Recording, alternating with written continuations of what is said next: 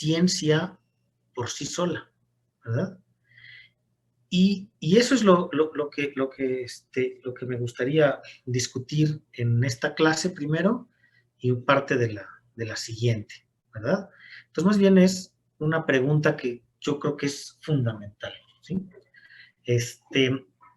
Eh, Primero, bueno, tendríamos que entender, pues, qué es la ciencia, ¿no? Por un lado, y cómo se constituye una disciplina científica o la ciencia como tal. Entonces, pues les presento aquí yo a una serie de personajes, ¿sí? Como Thomas Kuhn, Karl Popper, Lakatos y Feyerabend, que pues son filósofos de la ciencia del siglo XX, ¿no? Filósofos de la ciencia que trataron de entender o este aspecto, de analizar esta pregunta que les hago, ¿no? En particular hay un libro que yo les recomiendo muchísimo. A la edad de ustedes, la verdad es que somos esponjas. Y yo me acuerdo, bueno, pues la mayoría de los libros que leí fueron a su edad, ¿no? O sea, uno se pone a leer como loco y puede uno hacer muchas cosas. Entonces les recomiendo que aprovechen ese cerebro joven que tienen todavía para hacerlo. Y no sé si alguno ha escuchado sobre este libro, La estructura de las revoluciones científicas. Este libro es un clásico que escribió Thomas Kuhn. Thomas Kuhn eh, físico, es un físico, pero que se dedicó a estudiar o a tratar de entender eh, el desarrollo de la ciencia, ¿sí?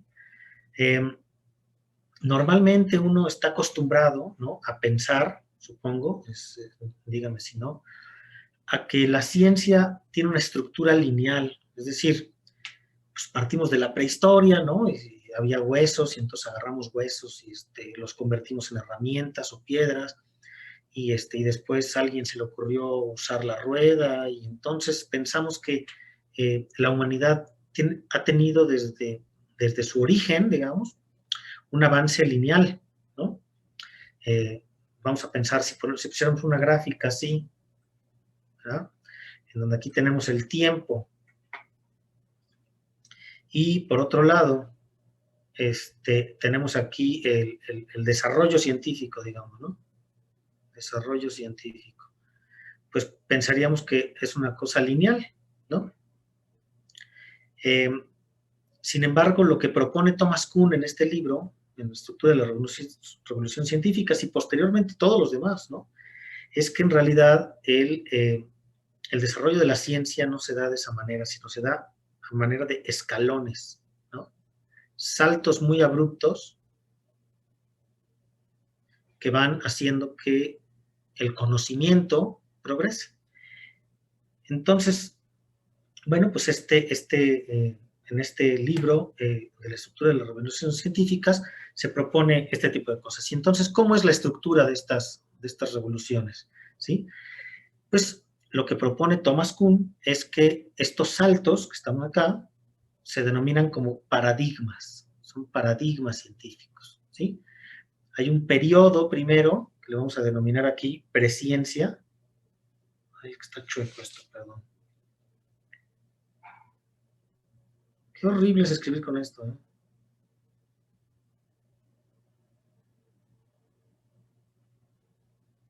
Está muy feo, no me gusta. Bueno, un periodo precientífico, ¿sí? Y que durante ese periodo precientífico, en cualquier ciencia ocurre esto, pues hay una acumulación pues de ideas, acumulación de conocimiento que permite describir el medio ambiente, ¿no? Es decir, si pensamos en la astronomía, por ejemplo, pues el periodo precientífico tal vez no se podía separar de la astrología, ¿no? Es decir, volteamos a ver el cielo y decimos, mira, acá siempre hay 3 estrellitas, la más brillante es la de en medio, y del otro lado siempre hay eh, una estrella más azulita, y entonces empezaron a hacer mapas, ¿no?, estelares y este tipo de cuestiones, pero sin lograr tener una explicación de estos fenómenos como tal, ¿verdad? Pero en un punto particular del desarrollo científico, en un punto particular, surge lo que pues, se puede denominar como experimentos teóricos, como propuestas, ¿sí? Una propuesta que, que Kuhn le llamó paradigma, ¿sí? Ay, qué feo escribo. Paradigma, un paradigma científico.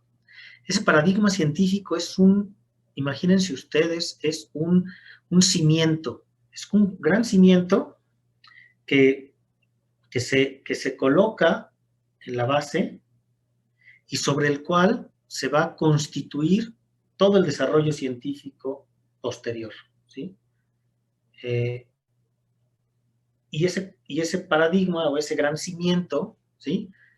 Representa una serie de ideas, de propuestas de cómo funciona un fenómeno particular, ¿verdad? Y posteriormente a ese periodo de paradigma, que además se da de manera abrupta en muy poquitos años, ahorita vamos a poner algunos ejemplos, se presenta un periodo que aquí está en la gráfica como un periodo estable, que se le conoce como un periodo de ciencia normal. Ciencia normal, ¿sale? Este periodo de ciencia normal, en este periodo de ciencia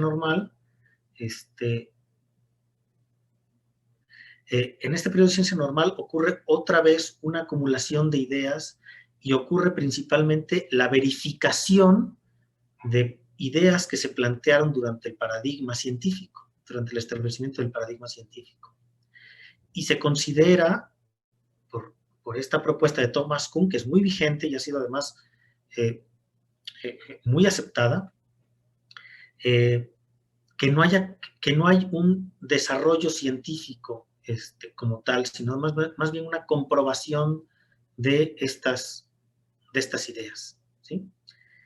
Hasta que posteriormente ocurre todavía un periodo, después del periodo de ciencia normal. Entonces tenemos por un lado, vean, tenemos un periodo precientífico, posteriormente un paradigma,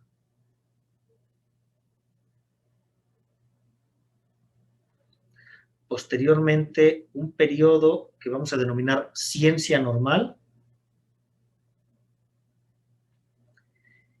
y después viene un periodo bien complicado que se denomina de crisis, un periodo de crisis. En este periodo de crisis, lo que ocurre normalmente, pues es que algunas de las propuestas originales ya no se pueden explicar con el paradigma vigente, con el paradigma actual. Y entonces empiezan a surgir lo que denominamos o que se denomina enigmas, ¿no? Y estos enigmas, pues, se van acumulando hasta que genera, como les digo, una crisis que hace que ya no se puedan explicar los fenómenos con el paradigma vigente. Entonces, nuevamente, ¿sí?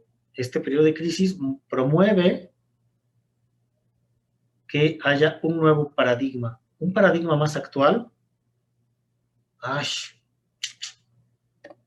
un paradigma más actual, un paradigma nuevo, un nuevo paradigma que explique los enigmas que no se explicaban con el paradigma anterior.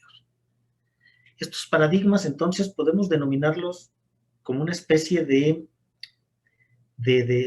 estructuras que son susceptibles a romperse y que entonces sobre la cual el conocimiento que se construye sobre ese paradigma se tiene que refundar y se tiene que formar un nuevo paradigma,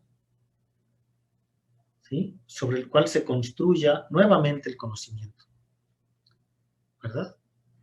Y hay varios ejemplos de eso. Yo les recomiendo realmente que lean este libro. Hay varios ejemplos de eso. El más claro que hay varios ejemplos sobre todo en el campo de la física y en el campo de la química, ¿verdad? Por ejemplo, en el caso de la física ha ocurrido varias crisis a lo largo de su historia, es una de las ciencias más viejas.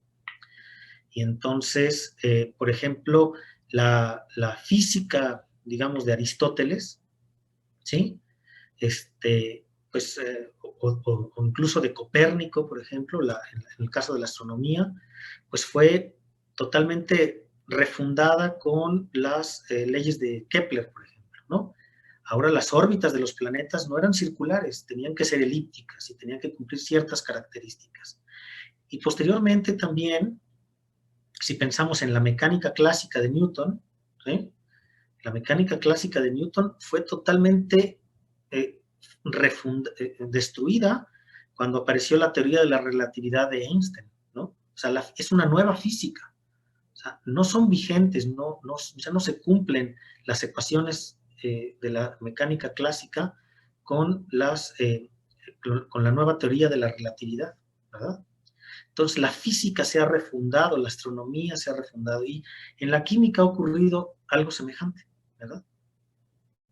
Entonces, pues este ciclo que ocurre, este ciclo que ocurre entre los distintos paradigmas, periodos de ciencia normal y crisis, pues han ocurrido a lo largo de la historia pues de varias disciplinas científicas, ¿sí? La biología no ha sido la excepción, ¿sí? La biología ha tenido también esto, y eso es a lo que me voy a enfocar. Pero no sé si hasta aquí tengan alguna duda, algún comentario, alguna cuestión, porque es importante este concepto y esta estructura, ¿no? Doctor, yo tengo la duda. Sí. Comentó que bueno, el surgimiento de enigmas en el periodo de crisis obliga entonces a un desarrollo de nuevos paradigmas.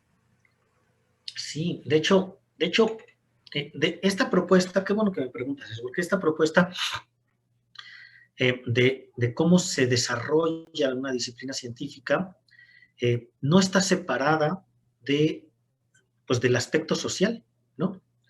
Lo que realmente ocurre, y lo dice Kuhn en su libro, es que realmente los defensores del paradigma actual van muriendo, o sea, eh, hay una lucha, de hecho hay una lucha científica por imponer un nuevo paradigma que se da siempre por alguien, ¿no? O algún un grupo de personas, de científicos, de personajes, y siempre va a haber una especie de reticencia a que una nueva idea se establezca, ¿sí? Y entonces, en un periodo corto de tiempo existe esta lucha científica, académica, digamos, ¿no? Un debate muy fuerte de ideas, y finalmente los nuevos paradigmas se empiezan a establecer cuando se empiezan a morir aquellos defensores del paradigma anterior, ¿sí? Estos periodos de ciencia normal incluso pueden durar varios siglos, ¿no? Pueden ser muy largos, pero los paradigmas son muy rápidos, ocurren en periodos muy, muy cortos, ¿sí? Entonces, bueno, no sé si eso contesta un poco la pregunta, pero la idea del paradigma, lo más importante, es que el paradigma científico es una especie de nueva realidad, ¿no? De una nueva manera de ver la vida, o de ver, no la vida, de ver el fenómeno, de ver los fenómenos, una manera distinta, ¿sí? De abordar la problemática, que no tiene nada que ver con lo anterior. Y pues entonces aquí uno siempre se pregunta, ¿no? Cuando es un estudiante sobre todo, uno se pregunta, bueno, entonces,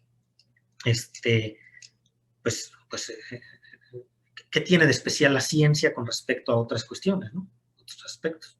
Siempre los que estudiamos estas carreras, siempre decimos, pues, ¿no? La ciencia es lo único y los datos lo son todo, ¿verdad? Pero vamos a ver ahorita dos ejemplos de la biología que creo que puedan abrirles un poquito más el panorama y, y tal vez desmitificar el poder de la ciencia, ¿sí? Simplemente pues para que tengan una visión más amplia de las cosas, creo yo, ¿sí? Bueno, no sé si tengan algún otro comentario todavía, ¿no? Lo de la presciencia es para cada disciplina. O sea, ¿esto sucede para cada disciplina o a qué sí? Ese es Sí, sí, sí, sí, sí. Ahorita vamos a ver por ejemplo, el ejemplo de la biología, que creo que es el que... Aquí yo siempre me debato, ¿no? A ver, digan ustedes, ¿las neurociencias serían una disciplina parte de la biología, parte de la medicina, parte de la física? ¿De dónde se consideran ustedes parte de? A ver, platiquen, neurocientíficos en formación.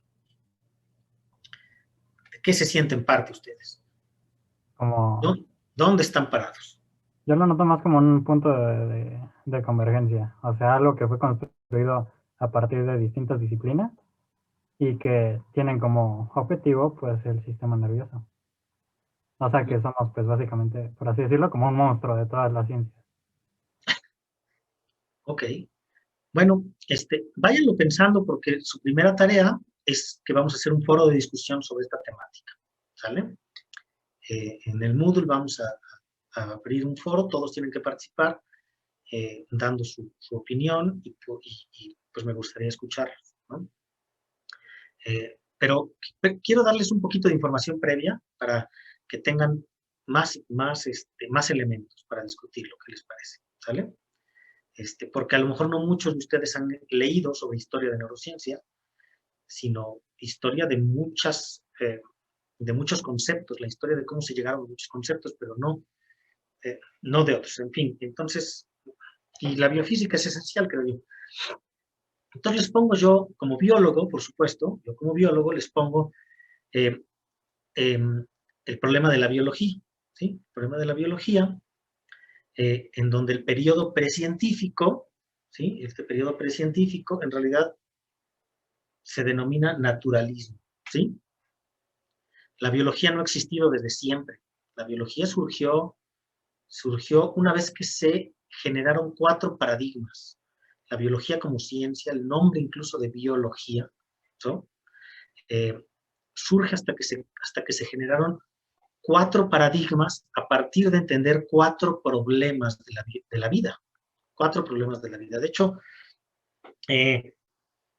Michael Foucault en el siglo XVIII decía que la vida antes de estos 4 paradigmas no existía porque simplemente no se entendía qué era la vida. Uno se puede preguntar, ¿no? Y yo creo que ustedes se lo han preguntado, ¿cómo se define la vida? ¿Sí? Otro libro, se los pongo de una vez porque otra vez tienen que leer, tienen que ser lectores de tiempo completo ustedes. Si no lo hacen ahorita, no lo van a hacer después. Entonces, confíen en mí. Tienen que leer un libro que se llama El azar y la necesidad. Espérame. No. Entonces, el azar y la necesidad, ¿sí? No sé por qué. Soy muy burro con esto. A ver. Entonces, en el azar y la necesidad.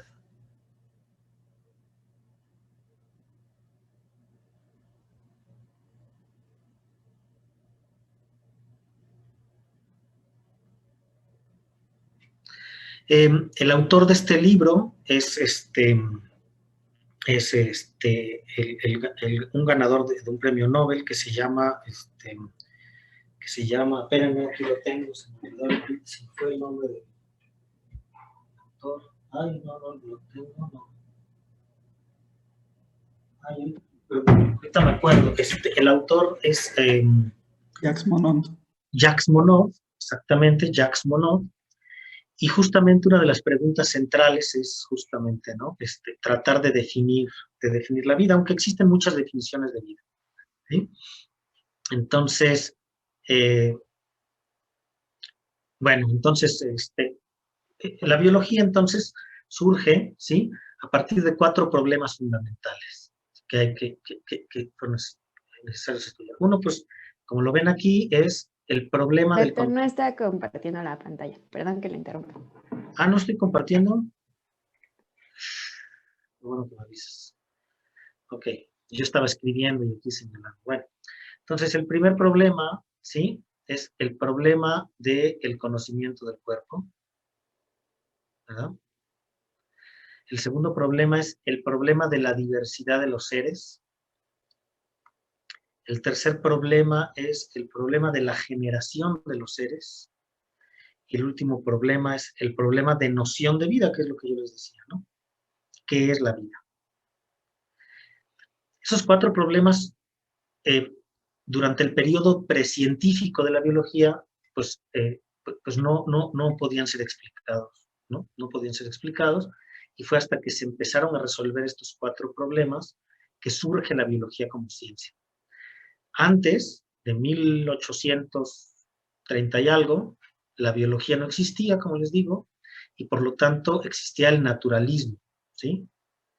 Pero se tuvieron que establecer 4 paradigmas para establecer la biología. Y esos 4 paradigmas, ¿sí? Pues es el paradigma de la homeostasis, que aquí los pongo. Oigan, no estoy grabando, qué pena. A ver, voy a grabar, perdón. ¿Cómo le hago? Déjame ver. Ay, ¿dónde? Aquí. Aquí está, bueno. ¿Ya ven la bolita de que estoy grabando? Bien.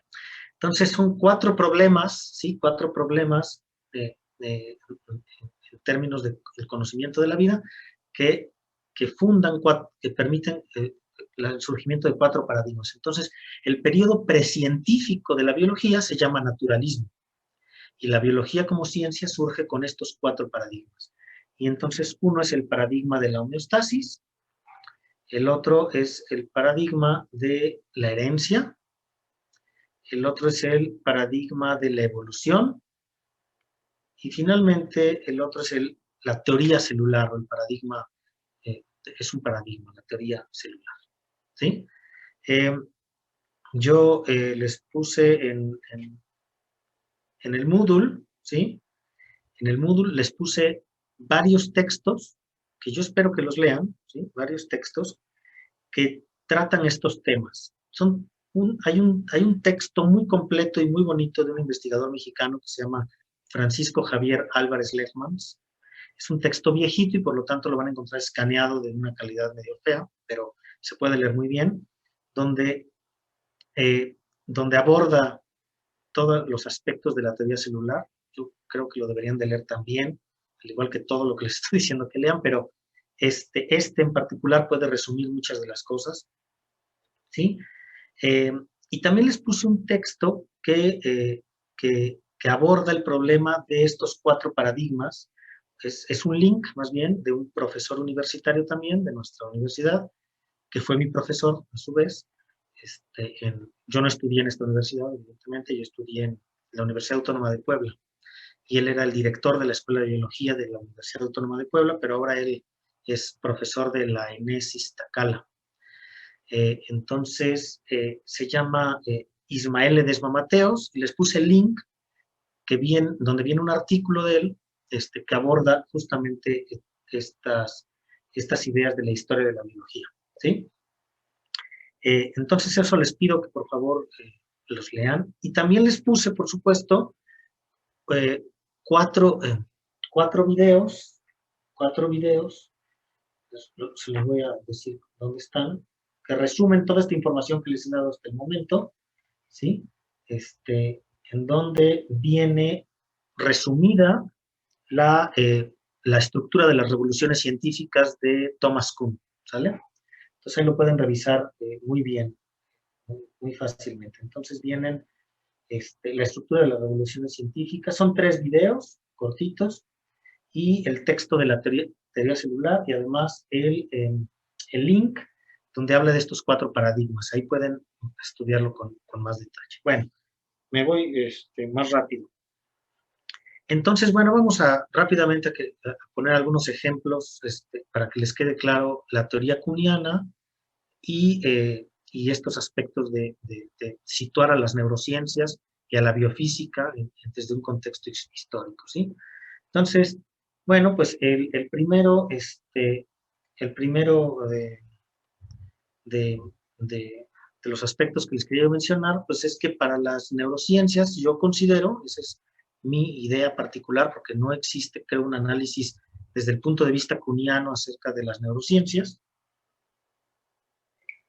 pero yo considero que es muy importante, por un lado, el paradigma de la homeostasis. Cada uno de estos paradigmas tiene, pues, personajes que fueron los que de alguna manera establecieron este paradigma. Por ejemplo, el paradigma de la homeostasis se lo debemos a Claude Bernard, ¿verdad? El paradigma de la herencia a estos dos señores, ¿quién me dice quiénes son? Uno es Mendel. Darwin. No, el de la herencia a Darwin, claro que no.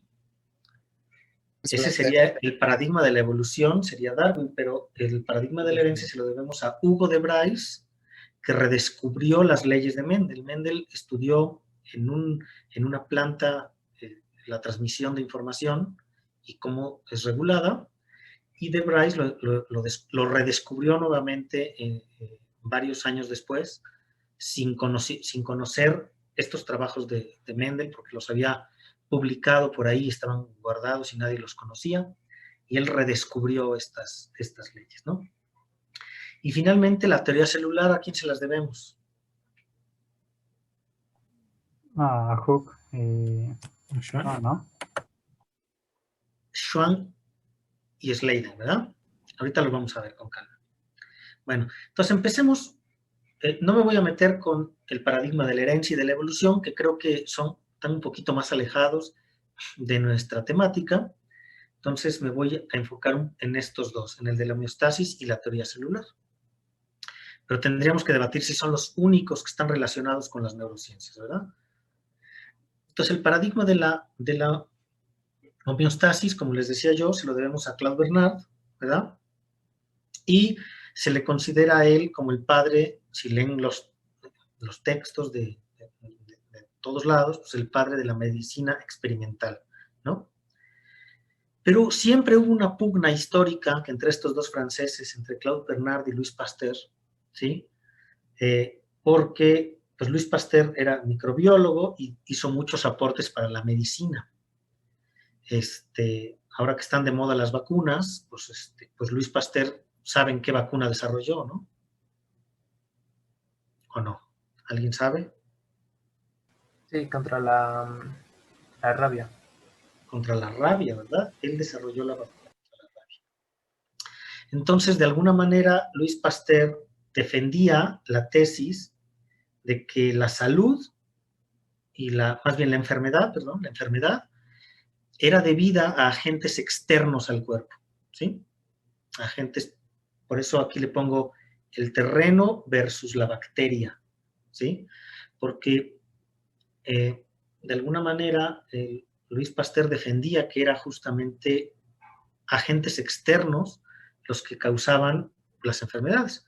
Pero Claude Bernard defendía que no era eso, sino era un desbalance, ¿sí?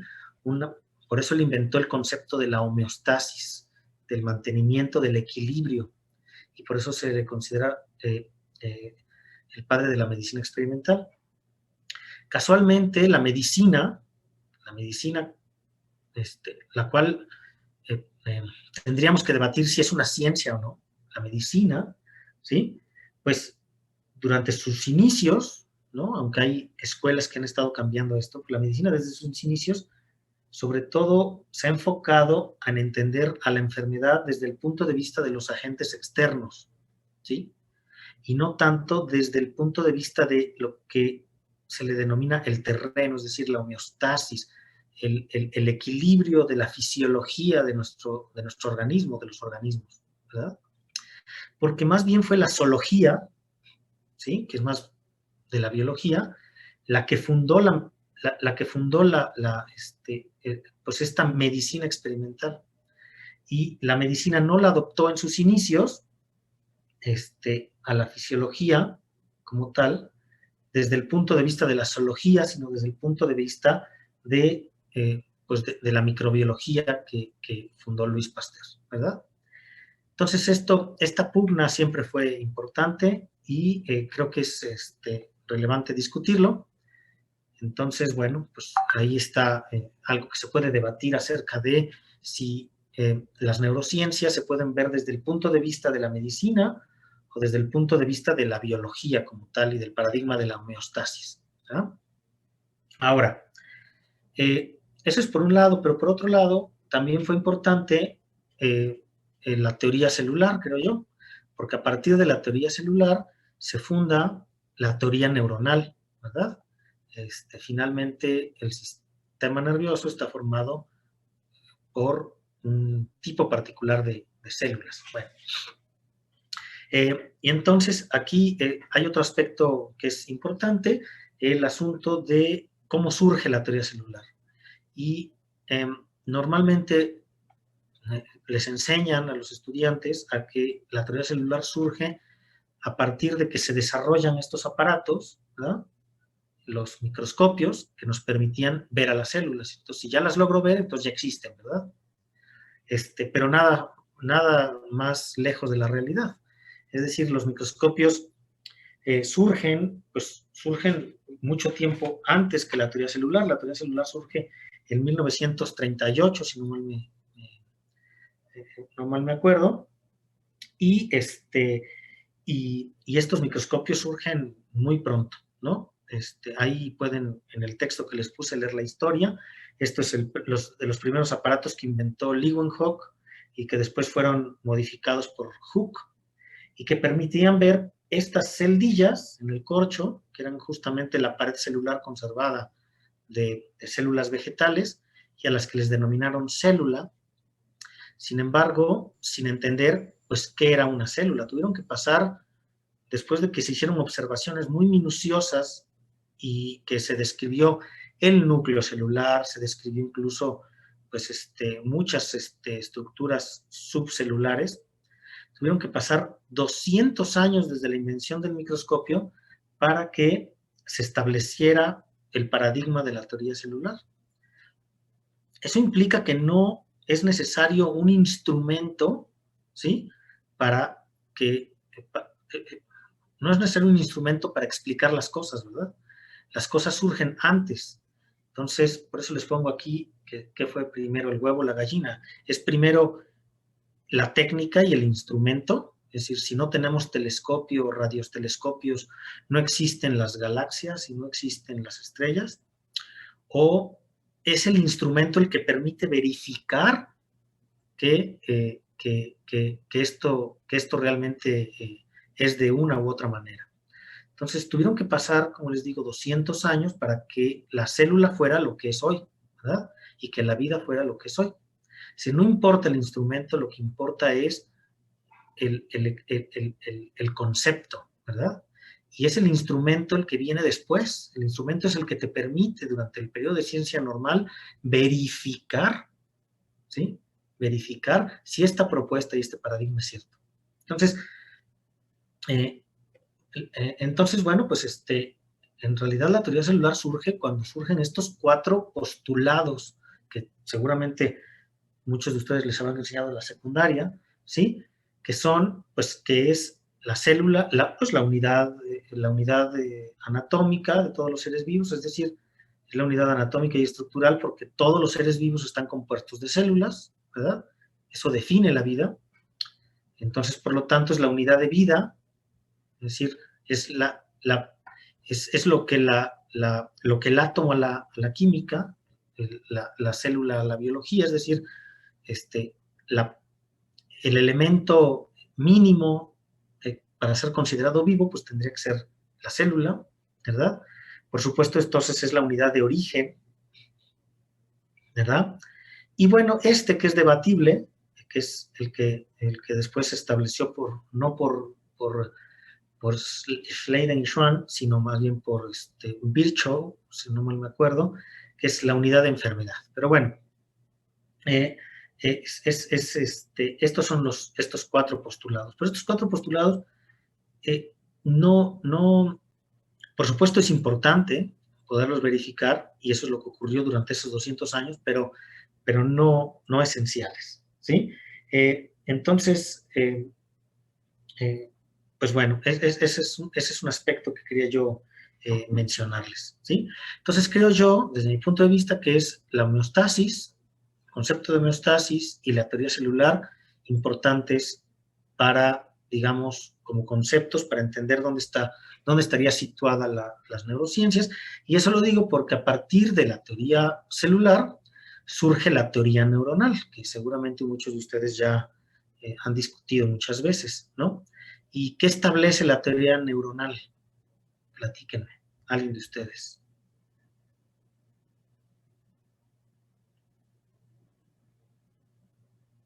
¿Qué han oído hablar de la teoría neuronal? ¿Quiénes son? Establece, Sí, perdón, establece a la neurona como la unidad del sistema nervioso, ¿no? ajá. ¿Quién era? Platíquenme un poquito más, a ver, ¿quiénes son estos dos personajes? Golgi y Ramón y Cajal. Exactamente, Camilo Golgi y Santiago Ramón y Cajal. Y otra vez, una vez que se había establecido a las células como la unidad fundamental de la vida, como siempre otra vez, dentro de este periodo de crisis, pues había, ¿no? Un negrito en el arroz, ¿se acuerdan? Y ese negrito en el arroz es que no se cumplía la teoría celular para el sistema nervioso, porque con las técnicas que desarrolló Camilo Golgi, lograba ver una retícula, es decir, no veía células individuales, sino veía más bien una retícula, como si fuese una especie de maraña, ¿verdad? Entonces no se cumplía la teoría celular al sistema nervioso. Entonces decían, no puede ser la teoría celular. Yo les digo, cuesta mucho trabajo cambiar los paradigmas, ¿verdad? Entonces fue Santiago Ramón y Cajal que usando la misma técnica descubrió que esta continuidad no era tal más que una contigüidad, ¿verdad? Y por lo tanto las neuronas eran elementos segregados y por lo tanto se ajustaba a la teoría celular, la teoría neuronal, ¿verdad? Entonces, bueno, finalmente cuando surge la teoría neuronal, pues se establece finalmente la teoría celular completamente, ¿verdad? Y ahora nadie duda que sean las células, elementos mínimos que tienen vida, ¿verdad? Bueno, entonces, la teoría neuronal sin duda alguna es uno de los paradigmas que tal vez puedan ser muy importantes para las neurociencias, ¿verdad? Si consideramos a las neurociencias como ciencia, como tal. Pero entonces otra vez, tendríamos que, vuelvo al debate, y creo que aquí es donde ustedes me gustaría que empezaran a pensar para abrir un foro de discusión en el Moodle, en donde cuáles serían, así como en la biología les dije cuáles podrían ser los 4 paradigmas, cuáles serían los paradigmas que fundan a las neurociencias. ¿Cuáles creen ustedes que podrían ser los paradigmas? No me contesten ahorita, quédenselo pensando, son preguntas que yo hago. ¿Cuáles son los paradigmas que fundan a las neurociencias? Número 1. Estoy pensando en uno, que es pero no nada más eso. ¿En qué momento histórico se encuentran las neurociencias? Quiero que piensen. Estamos en un periodo de ciencia normal, nos encontramos en un periodo de crisis, hay paradigmas, ¿no?, que se están estableciendo, o estamos en un periodo precientífico. Entonces, de acuerdo a la teoría kuhniana, como yo les decía, piensen estas preguntas que me gustaría que debatiéramos, y si tienen propuestas que las discutiéramos, ¿no? Es muy interesante. El año pasado pude hacer un ejercicio con uno de sus compañeros, de que va ahorita en, ¿qué? Ustedes son de quinto, ¿no? Entonces ellos van en séptimo. Alan Nieto, con Alan Nieto, y escribimos, les pedí que hicieran un ensayo. Como nos cayó la pandemia, entonces no pudimos hacer prácticas y entonces algo teníamos que hacer, y entonces les pedí que hicieran un ensayo en estos términos, y algunos quisieron, otros no, pero finalmente él escribió un ensayo magnífico que lo convertimos en un artículo, y nos los aceptaron, entonces no tarda en salir publicado en una revista de divulgación. Después se los comparto porque quedó muy bien, pero es abordando estas temáticas que les estoy ahorita motivando para que abramos un foro de discusión y que ustedes piensen a sus interiores en dónde están parados, ¿no?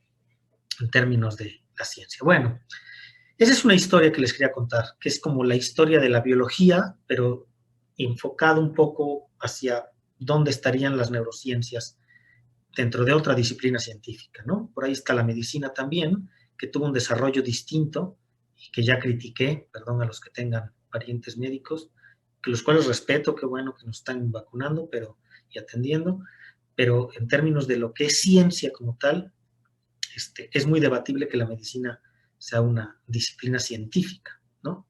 Más bien podría ser, que no me oigan los médicos, pues una técnica, ¿no? Es más bien una técnica, una herramienta, con un objetivo distinto, ¿verdad? Bueno. El otro asunto que es muy importante, y esto sí ya entramos más en materia, ¿sí? Voy a tomarme unos minutitos más porque ya están cansados, es el aspecto de el concepto de electricidad animal, que ya seguramente muchos de ustedes han tratado de, o han hablado de él. Les pongo en el Moodle también unos videos muy interesantes acerca de una pugna, una controversia que surgió entre estos dos personajes, ¿no? Que es Luigi Galvani y Alessandro Volta.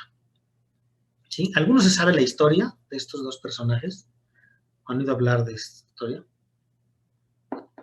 Bueno, pues es que, como todos ustedes saben, el sistema nervioso se comunica, y eso tal vez pueda ser otro paradigma, ¿no? El sistema nervioso se comunica a través de señales eléctricas, entre comillas, ¿no? Señales eléctricas, ¿sí? Estas señales eléctricas, ¿sí?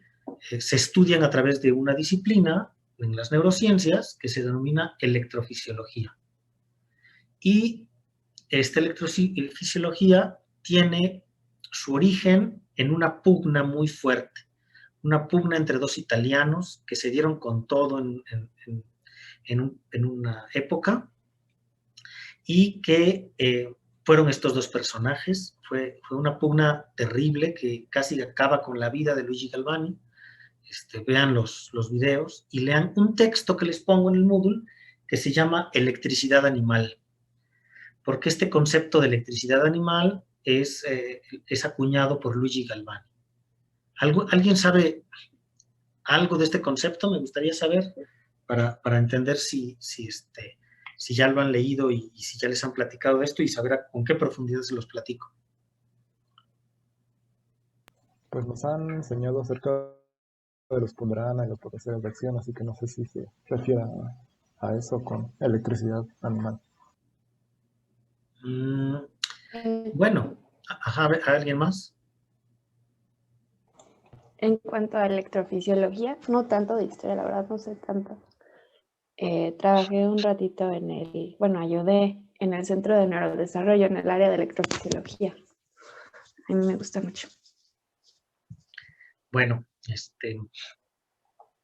pero digamos, pero del concepto, sí, gracias, mi vida es la electrofisiología también y yo soy electrofisiólogo y bueno, pero el concepto de electricidad animal, ¿sí? El concepto de electricidad animal se fundó por Luigi Galvani, ¿sí? Cuando él, haciendo análisis en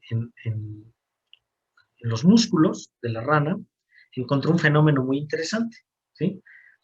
Primero, en esa época se empezaba a descubrir que la electricidad se podía almacenar, ¿sí? Entonces existían estas famosas botellas de Leyden, ¿sí?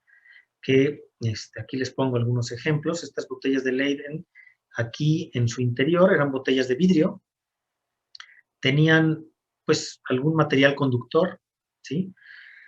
En esa época no le llamaban así, pero eran metales, eran perdigones de balas y algunas otras cosas con las que las podían llenar, había muchas versiones. Después estaba la botella y forrando a la botella, por eso aquí viene esto que estoy aquí tratando de señalar, pues una capa metálica, de tal manera que tenían un material conductor en su interior, un material conductor en su exterior, pero entre ellos dos había vidrio, que es aislante, ¿verdad? Y después entonces introducían una varilla metálica también en el interior, que estaba en contacto pues con estos perdigones o con estos materiales conductores, de tal manera que se formaba, como ven aquí, ¿sí? Se formaba un capacitor. ¿Qué es un capacitor? Pues es una placa metálica, ¿sí? Separada de otra placa metálica por medio de un material que es no conductor, en este caso es vidrio. Lo que sí se sabía es que si se frotaban ciertos materiales, ¿no? Pues como lo han vivido todos ustedes, con alguna tela particular, alguna cosa así, se empezaban pues a cargar, ¿no? Con una cosa extraña, ¿no?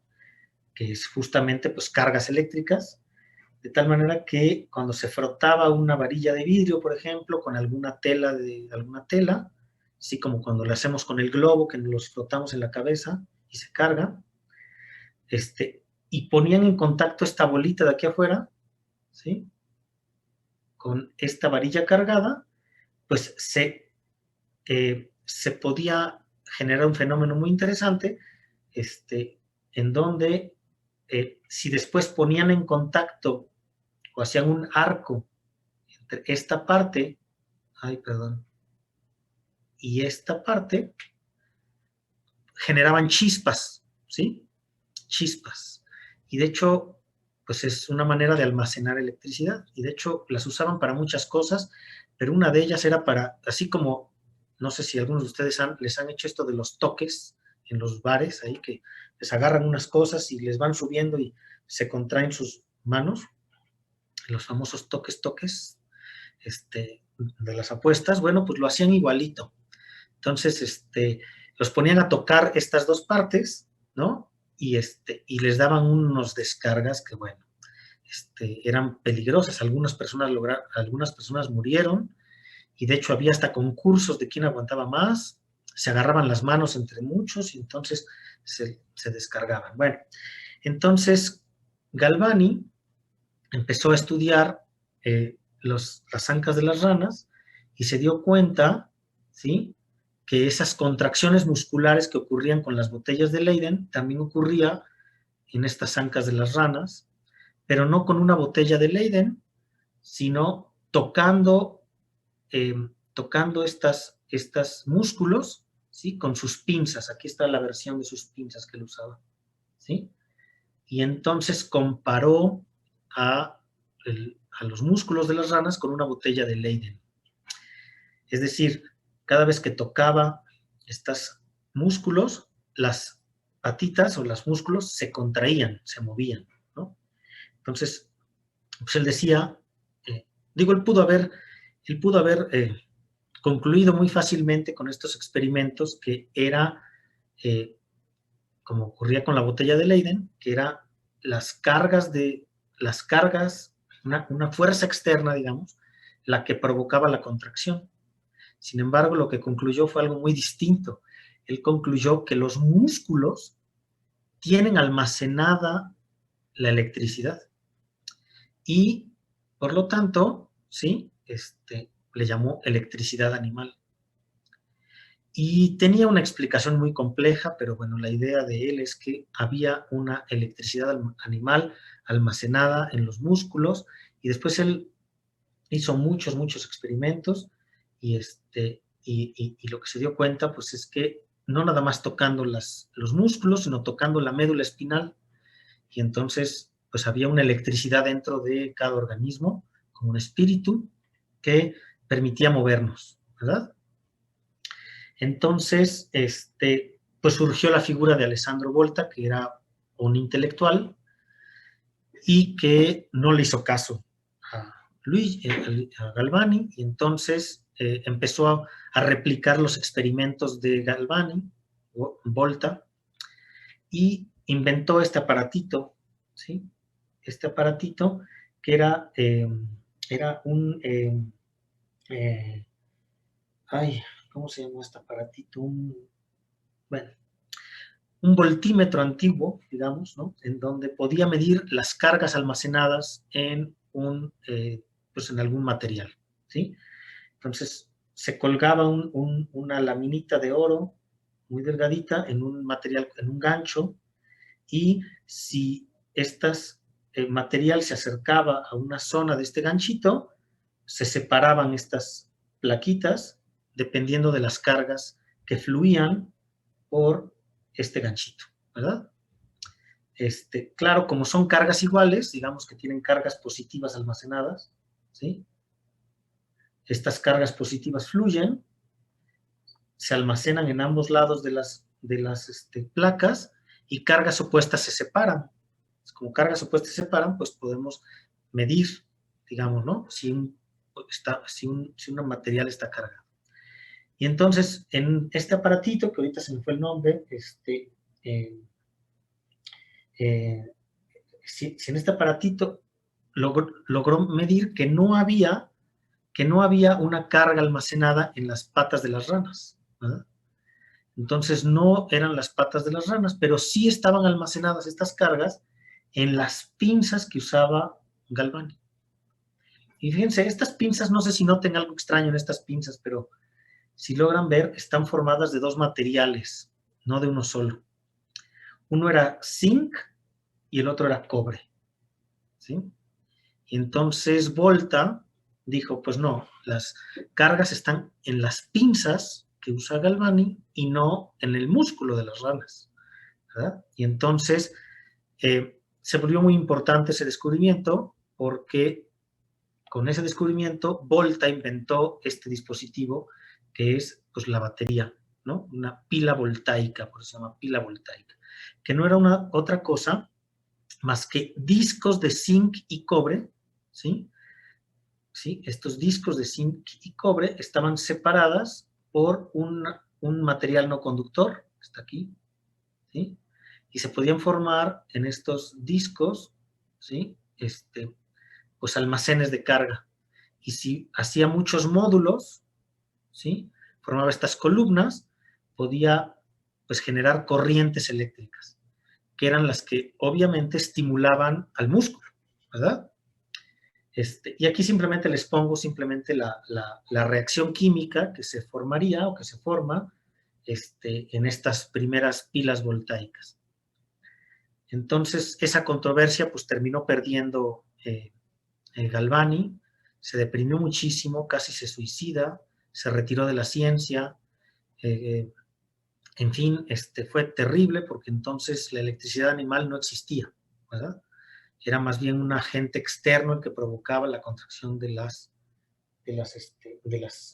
patas, y era por cómo estaban construidas sus pinzas, ¿verdad? Es decir, formaba una batería eléctrica, provocaba una corriente eléctrica y entonces se contraía el músculo. Entonces, la electrostática, o sea, la rama de la física que es la electrostática, pues se desarrolló muchísimo, el estudio de la electricidad se potenció muchísimo, y el estudio de la electrofisiología inició, ¿verdad? Porque finalmente el fenómeno permitía estudiar al sistema nervioso. Había una manera de estimularlo y de estudiarlo, ¿sale? ¿Dudas? ¿Comentarios? ¿No? Vamos a dejarlo aquí para que no sea muy cansado. Todavía nos falta otra parte, completando toda esta historia, ¿sí? Pero bueno, me quiero que se queden con la idea hasta ahorita, ¿sí? Pues más bien que se queden pensando o reflexionando en términos de la teoría kuhniana, que fue nuestra primera parte de la clase, ¿sí? Los paradigmas de la biología, y por otro lado, la historia del origen de la electricidad animal, entre comillas, ¿sí? Como tal vez paradigmas, algunos de los paradigmas que puedan explicar a las neurociencias como ciencia, probablemente, ¿sale? Y por lo tanto, bueno, nosotros nos vamos a enfocar en segundo paradigma, que le vamos a llamar de la electricidad animal, ¿sí? Sería, no me gusta tanto ese nombre, pero no sé cómo ponerle. Tampoco le podemos poner el paradigma de la electrofisiología, porque la electrofisiología es como una disciplina, entonces vayan pensando en qué nombre le vamos a ir poniendo. Como neurocientíficos tienen que saber un poco cuáles serían los paradigmas que fundan su disciplina, ¿no? Y entonces, pues, pues lo discutimos, ¿sale? ¿Les parece bien? ¿Alguna duda, comentario, alguna cuestión? ¿No? Entonces, les voy a encargar que completen esta información que les estoy dando, métanse, no, les tengo que enviar al correo grupal porque no se pueden meter, ahorita lo hago, los links de 3 videos, y lo que no les voy a poder compartir les voy a compartir el link del texto, de un artículo, pero los otros 2 son muy grandes, no se los puedo enviar por correo. Entonces, están en el Moodle y voy a ver cómo lo resolvemos. Pero mientras terminen de ver los videos de la teoría kuhniana y de la controversia Galván y Volta, están interesantes, ¿vale? Los pueden además ver con velocidad más rápida, les pueden poner subtítulos, etcétera, etcétera. Bueno, y mañana entonces me gustaría empezar la clase con ese debate que inició hoy, si les parece. Nos vemos 8:30 mañana, ¿les parece? Órale, pues. Mucho gusto. Igualmente, doctor, nos vemos. Gracias, doctor. Igualmente, Hasta nos luego. vemos, doctor. Gracias. Gracias.